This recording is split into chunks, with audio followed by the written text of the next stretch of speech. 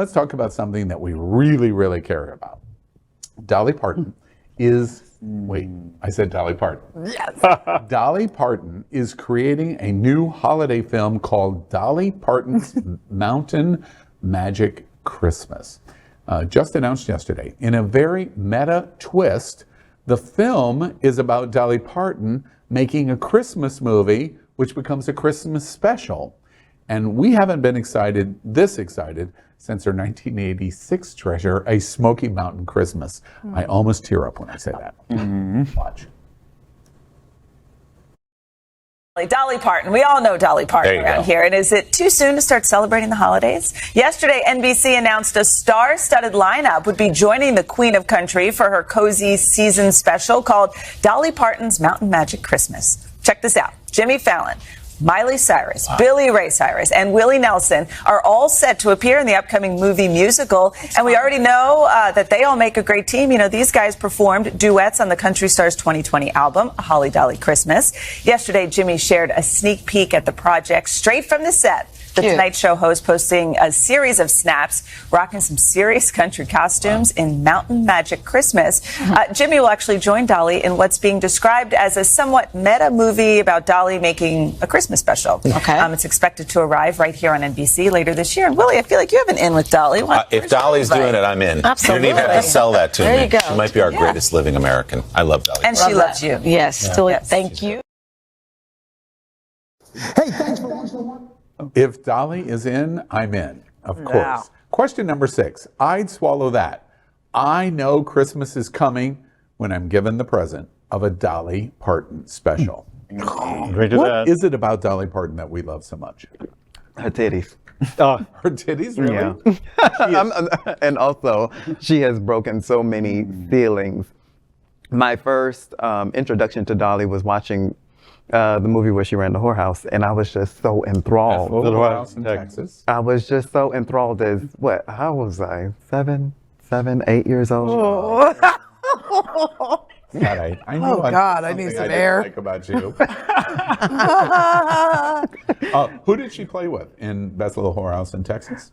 Who did she play with? The leading man. I don't remember.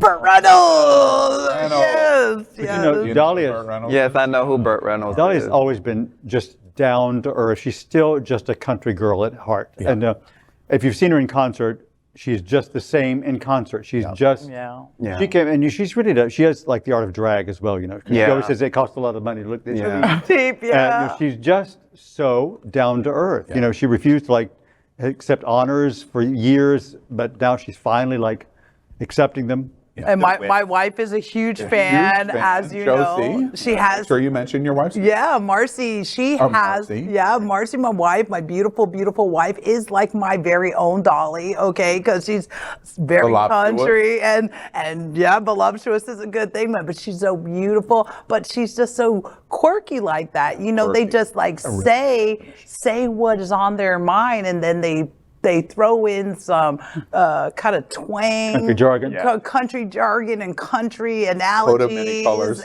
Oh my God, that's Marcy's favorite song. It is an LGBT anthem that the LGBTQ community doesn't know. Right. Listen to Coat of Many Colors. I mean, and Dolly, come on, everyone.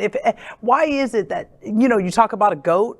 A female goat, that's Dolly Parton, okay? You know what I mean? She's an amazing songwriter. Yeah. One of the practices that I've adopted from her is just making melodies with my nails. I saw her doing that in an interview, and now I just find myself making melodies. Really? But what I really love about her is her wit, her humor, and the fact that you can, going to your point about being drag, you see this persona of big tits, blonde hair, but behind that it's a brain that it's so acute. She's such an intelligent businesswoman, such an intelligent performer and artist, and I love that. She's fooling people with, you know, this this persona, but behind it, it's a brilliant. You know, I'm sorry. Go ahead. Well, that's part of the brand too. Is that she embodies those two things at one time. She's still just that country girl, but she still has that thing. You know, when they ask her like, how long does it take you to get your hair done? I don't know. I'm never there. You know, but when she says she has like 12, I think it's 12 brothers and sisters. Right. Yeah. And they say, "Are y'all Catholic?" No, just horny Baptist. I mean, you know, she's just so, and she's so off the cuff because she's naturally funny without trying to be funny. Yeah. Because she just finds the humor in everything. It's wonderful. It's very funny. I tell a story about Dolly Parton. I was not a fan. I just wasn't a fan. And I don't really, in going back, I don't understand why I wasn't, but I wasn't. In the 1980s and late 1980s, like 88, 89, I did a lot of work in the travel industry, and I was invited by Gaylord and Gaylord Broadcasting, which owns the Opryland, owns the Grand Ole Opry, owns the Country Music Association, and they invited me to come to Nashville for Country Music Awards weekend.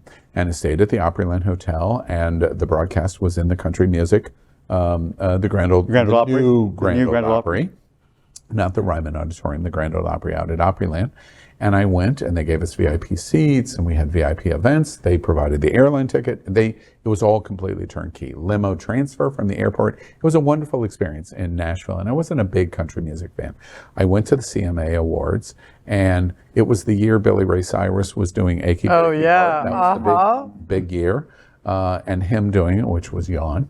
And Reba McEntire came out, and she was in this this grubby dress, and the person Chuck, who I was with, who was an uber country music fan, Reba, and he's tearing my arm off because Reba has walked out, and I said, she's in this grubby dress. Why would she be here in this grubby dress when she's singing this little song called Fancy? And off the dress comes, and that moment, then Dolly Parton comes out. And Dolly Parton literally looked like she was 4 feet tall and 4 feet wide. I remember visually going, this is geometrically impossible. Like I was watching, because she was so big. Then 2 years later, I had an opportunity, and I met her at that event. And then 2 years later, I was invited to Pigeon Forge for her opening weekend at Dollywood. And she does a parade on 441 Pigeon Forge, where she gets in a convertible and rides in the parade to open the season of Dollywood. And everyone in Pigeon Forge comes. And it was incredible. I think that was in 89, and I became an Uber fan. And the reason I became an Uber fan is 60% of the fans in the parade were queer. Yeah. People from all over America had come to see Dolly Parton in that parade. So you went to a pride parade? I went to probably one of my first pride parades at Dollywood. Well, I just have to add this one thing. It's amazing. That one of my cats is named Dolly, after Dolly Parton. Oh, very good. All right. Just saying. LGBTQ plus news is vital for our community and for the broader world as a whole. We have enough enemies at Fox News. Tucker, Sean, and Laura are loud. We need passionate allies. Happening Out Television Network, Queer News Tonight, and It's Happening Out are literally out of the closet and into the headlines.